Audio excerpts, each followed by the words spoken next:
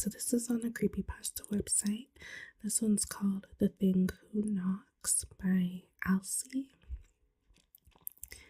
My father always told me growing up to never open my eyes when it was a full moon. He claims that there is a spirit that lurked at night, preying on people who were awake past the witching hour. I never believed those silly stories he told me. I thought it was stupid. I never believed in urban legends. I really wish I did. It was May 26, 2002. It was going to be a full moon tonight. I always love staring up at the sky at night. The stars twinkling, the sound of owls. It always gives me a sense of calming. But tonight, it would be much more different. I was sitting on the couch, watching a movie on the TV.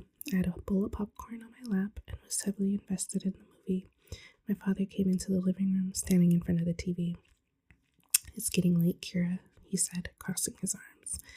"It's nearly midnight. Please go to bed." He frowned. I rolled my eyes. At this point, I was still watching the movie. I wanted to finish it. "No, Dad, I'm watching a movie," I responded, leaning into my body to try and see the screen. "No, Dad, I'm watching a movie," I responded, leaning my body to try and see the screen. "Kira, listen. I told you many times what happens whenever you're awake this late." He stared at me. "I don't want it to hurt you." "Dad, come on. Are you serious?" I held back a chuckle. "There's no way you actually believe that," I smirked. His face faltered, and it contorted into a more agitated look. "I'm not going to ask you again, Kira. Go to bed," he insisted, narrowing his eyes. I rolled my eyes, turned the TV off. I put the bowl of popcorn on the coffee table, frowning. "Fine," I said, before turning around to walk up the stairs. I walked into my room and shut the door behind me. I was going to go back downstairs when he went to bed to continue my movie. After all, I did have to rent it from Blockbuster. That's a blast from the past. I wasn't going to watch it at all. Plus, it was a horror movie. I love them, especially at night. So whenever I heard my father's door shut, I waited a minute. After I was sure he was asleep, I crept my way downstairs, heading for the living room. I made my way to the couch, sitting down. I turned the TV back on, but made sure to turn the volume down to avoid it blaring and waking him up. I grabbed the bowl of popcorn I had left, placing it back on my lap. As I continued to watch the movie, I began to hear slight rustling outside. I looked at the window beside my front door, but assumed it was a raccoon and didn't get up. I turned back to the TV, slouching in my position. The rustling continued, but I ignored it still. Little guy must be digging through the trash. Not my problem. My dad would clean it up. I soon heard soft tapping on the window. It's just a month, I thought. A moth hitting against the window, trying to get towards the light. I ignored it once more, but the tapping persisted and only got louder. The movie eventually ended, and I got up to put the finished popcorn bowl in the sink. I walked into the kitchen, putting the bowl in the sink. I looked up to stare out the window and saw a face, a deformed human face. I stumbled back, my heart racing. The face was pale, almost translucent, with hollow, dark eyes that seemed to bore into my soul. Its mouth was twisted into a grotesque grin, revealing sharp, uneven teeth. For a moment, I was frozen, my mind struggling to process what I was seeing. Then the face moved closer to the glass, and I could see its breath fogging up the window. It was real. I wanted to scream, but no sound came out. I forced myself to look away, stumbling backward into the living room. My breathing was shallow and quick, my heart pounding so loudly it was all I could hear. I had to get to my dad. He'd know what to do. I turned to run up the stairs, but my foot caught in the air, sending me sprawling onto the floor. Pain shot up my leg, but I didn't care. I scrambled to my feet, but then I heard it, the front door creaking open.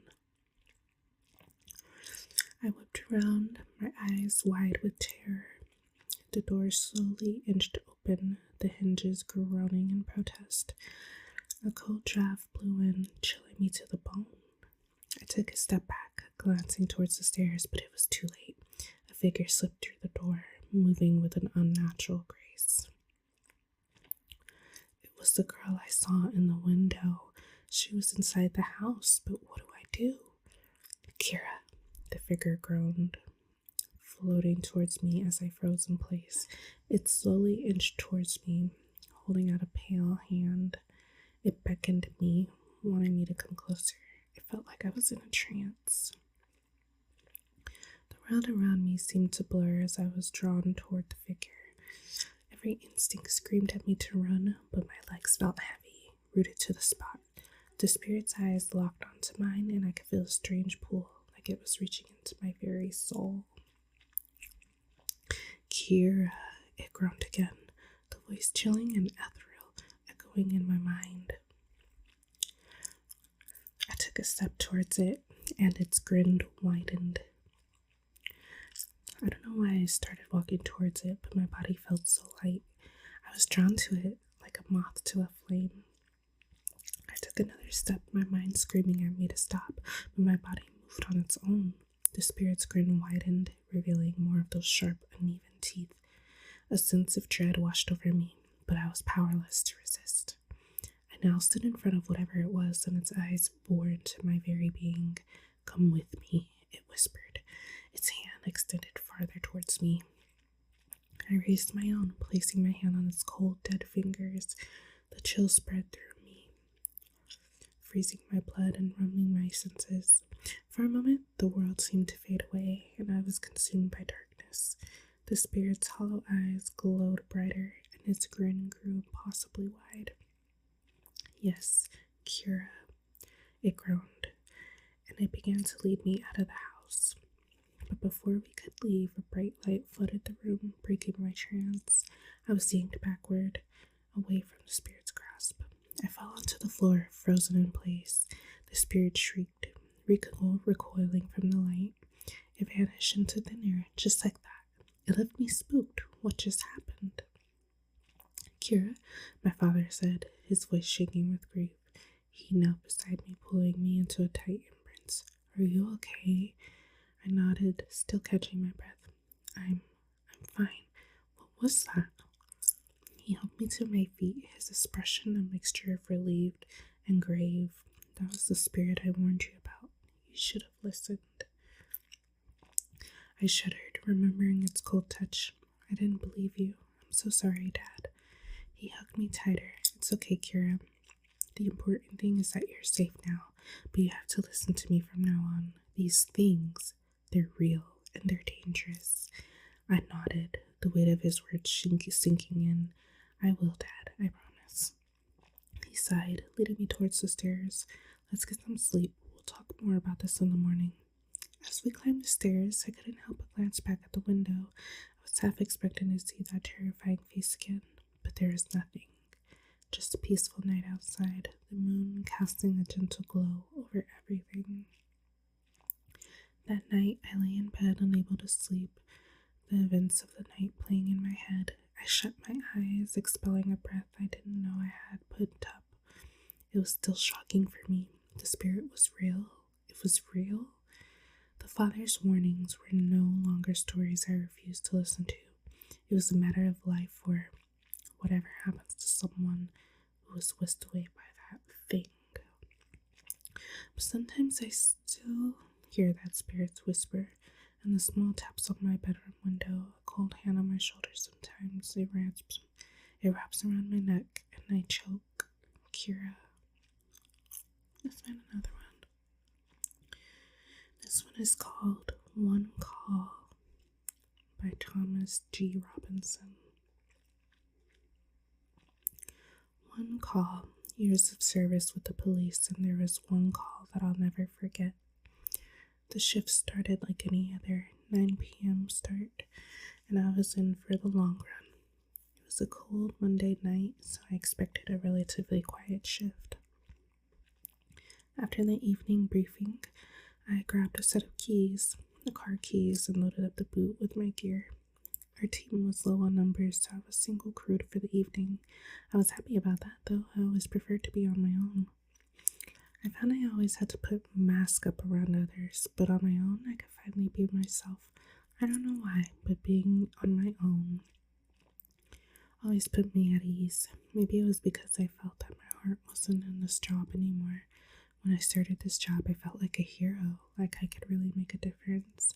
Now I just felt like a number on a spreadsheet, a zombie, just clocking in and out, counting down the hours until I can go home.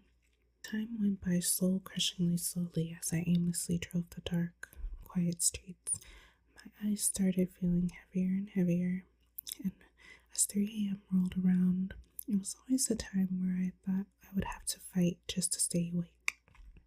I was so tired, I even thought about pulling into a quiet spot and having a quick power nap, when all of a sudden I was jolted awake by a call over my radio. Yankee Bravo 26. It startled me. I didn't realize I had the radio on full volume. I grabbed it and answered. Yankee Bravo 26, go ahead, I said, eager to get started. The control room operator explained that there had been a silent 999 call and told me all the necessary information for me to reach where the call was coming from. These calls were usually nothing to worry about. 9 times out of 10, they would be accidental pocket calls. Pocket dials. So I made my way to the address the call was coming from, and when I got there, a wave of disappointment came over me. It was a block of flats. I called the control room for more information, but as they could tell me, the call came from this address. I got out of my car and had a look around the building. It was huge. There must have been at least 50 tenants in there. I checked if I could see any lights on from outside, but it was to no avail. I knew what I had to do. I would have to enter and knock door to door to find exactly who called us. I sighed deeply and walked towards the front of the building. I expected the door to be locked, but when I put my hand to it, it opened with a loud creak. I stepped into a long black hallway and let the door slam shut behind me with a bang that echoed from the dark corridor. Suddenly, I was plunged into complete darkness. I took my torch out and clicked on it. It came on with a flicker that dimly lit the hallway. I could now just about see. At the end, there was a flight of stairs. I looked around for a moment to see if there was a light switch. There was. Thank God, I whispered to myself. I tried the switch, which resulted into a pop as the bulb blew out, slightly startling me. All I had now was my torch to light the way, and slowly I made my way to the flight of stairs ahead of me. When I reached the top, another long pitch-black corridor greeted me. This one, however, had doors on either side. I shone my torch over them. They looked old, with paint crumbling off all of them. I looked down and noticed for the first time how dirty the floors looked, and that wasn't the worst of it. There was a terrible stench in the air. It was awful. It smelled like a dead animal or rotting food. There were always places you visited as a police officer where you would wipe your feet on the way out, and this was one of them. There were stains all over the carpet, deep black stains. At that point, I reminded myself that someone most likely just called us by accident, and all I needed to do was make sure everyone was okay. So I started to knock on all of the doors. The first few times I knocked on different doors, there were no answers from anyone. I didn't want to force entry into any of the flats. If I'm being completely honest, I didn't want the hassle of paperwork. I carried a knocking on other doors when I heard a faint noise come from above me. It sounded like furniture being scraped along the floor. Now I knew someone was there. I climbed up to the next flight of stairs and made my way to that flat from which I believed the noise was coming from. When I got to the next level, I could see a small line of light emitting from under one of the doors. I made my way over and knocked loudly. Hello? Police, could you come to the door, please? I said with as much authority as I could. I could hear rustling from the other side before suddenly the door began to slowly creak open. I found myself looking at an old, thin man. I could only see part of his face as he peered around the half-open door. He was incredibly gaunt in the face and had a long, disheveled beard. We've had a 999 call from this address, just making sure everyone is okay, sir. He didn't answer me at first, his eyes wide open, peering down the hallway like he was looking for something. "Everything's fine," he whispered. "You should leave." "Why?" I asked. And the light from under the door disappeared. I was left confused and unable to react. I couldn't explain why, but at this moment I began to feel a sense of unease. Was I in danger here? All I knew was that I still needed to find whoever made that 999 call, accidental or not. I collected myself once again and continued my efforts in going door to door. I was still met with nothing but silence, and when making my way through the building, the putrid smell only got worse. As the smell became more powerful, I realized it was something I recognized. It was the smell of death. Any police officer will tell you that smell is instantly recognizable the moment it hits your nose. I felt a pit in my stomach. I'd seen death before, but I hadn't prepared myself for it tonight. I grabbed my radio to call for backup, but it was met with indifference. All other police officers were at emergency calls. Frustrated, I continued to follow my nose and find the source of the foul smell. As I climbed up yet another flight of stairs, the pit in my stomach grew and grew, and so did the foul stench in the air, when, without warning, I heard a quiet whimper. I could feel my heart beat in my mouth, and the sweat began to make its way slowly down my forehead. The quiet whimpering continued. "Who's there?" I called out. It was with a slight nervous crack in my voice. The crying suddenly stopped and left me in complete silence. I stood completely still for the longest time, listening out for any noise. All I could hear now was the occasional whistle of wind coming from outside. I pointed my torch in front of me, and what I saw terrified me. Black stains everywhere, all over the walls and the floor. The way the stains were formed, I knew it had to be blood. I grabbed for my radio once more, and my heart sank. My radio was dead, and my spare battery was in my car. "Shh," I whispered to myself.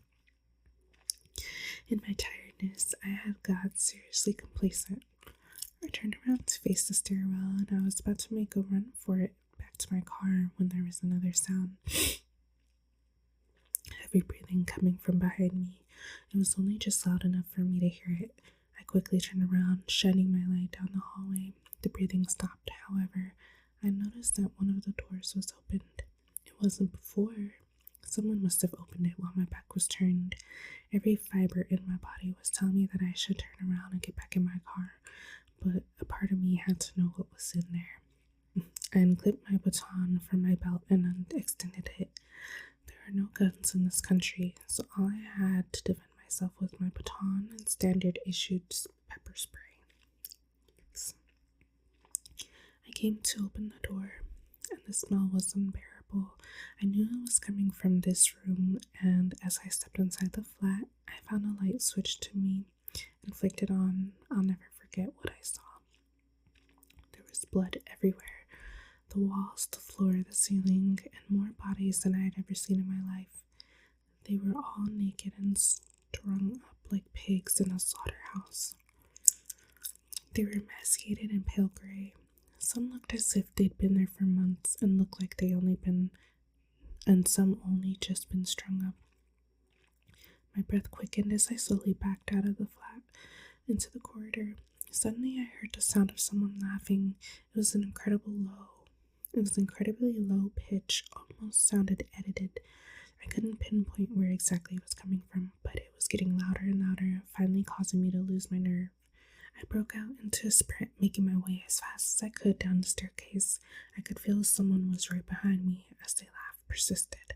The stairs felt as if they could never end. To my surprise, I ran into the old man from earlier. He grabbed my arm tightly and pulled me. "Follow me," he said in a hushed tone. I did without question. I was too panicked to answer as he led me to his flat. When we arrived, he hastily locked the door behind him. "What the F was that?" I shouted out of my breath. "Shh," the old man said, with his ear to the door. "Sit down," he whispered. I sat down on a sofa, shaking. All my training, my years of experience seemed to just disappear. I didn't know what to do. "I'm sorry," the old man said, turning to face me. "It's my fault you're here." "What do you mean?" I whispered back. "I'm the one who called you." A was lost for words. I didn't understand what was happening. It all felt like a twisted nightmare. The old man slowly walked over and sat in a dusty armchair across from me, and he began to speak again. I don't care if you believe this or not, so I'm gonna tell you anyway. He took a deep breath. That thing up there, whatever it is, it ain't human. Every few months it comes out and it feeds. I called you when it started happening again tonight, but I couldn't speak. Whatever it is, it knows your thoughts. It senses you. If you try and leave, it will know. I was obviously terrified and confused at what he was saying. I thought to myself that maybe he was crazy. However, I'd been in the job for long enough to know when someone was lying, and I could see in that man's eyes he was telling the truth. I continued to sit in silence as he started to speak again.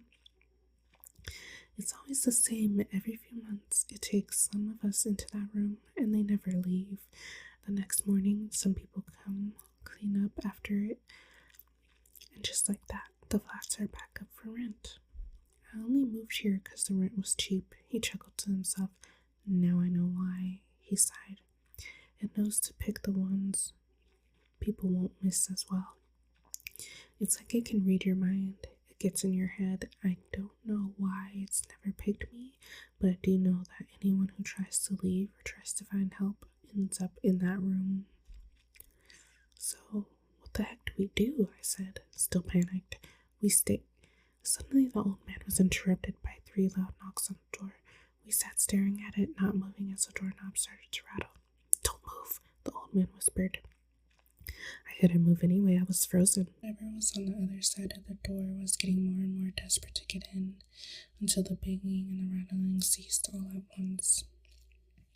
Honey, please let me in, said a voice from behind the door. It was my wife's voice, as clear as day. What the heck was she doing here? That's my wife, I said, standing up. No, it's not. Do not let it in. I made my way to the door just to peer out of it at the people. There she was. She looked scared and she was crying. She peered through at me with deep sadness in her eyes. You see, my wife had been missing for 2 years. I'd just about given up hope, but there she was, as clear as day, begging me to let her in. The old man jumped up and grabbed me, desperately trying to stop me from opening the door, but I easily overpowered him. I knocked him back with my elbow and began to unlock the door. Babe, get in here, I shouted as I unlocked the bolt and swung the door open. The old man was right. Standing in front of me was something truly horrifying. It wasn't my wife. Its body was thin and tall, its arms long, almost touching the floor. Its skin was pale blue and the veins were red. Its mouth was just a small hole in the middle of its face, and it had no eyes. It quickly cocked its head from left to right. Seemingly looking between me and the old man. Each time its head moved, a sickening crack of its neck would follow. You idiot, said the old man. You gave it permission. Suddenly, with great speed, the creature pushed me aside and leapt towards the old man. It all happened so quickly, and in a flash the creature had grabbed him by the leg and pulled him out of the corridor. His screams echoed down the hallway, and the creature disappeared into the darkness. I stood in fear as the screams continued. That thing was torturing him up there. I knew it. I put my hands over my ears. I couldn't bear to hear it anymore. I had to get out of there.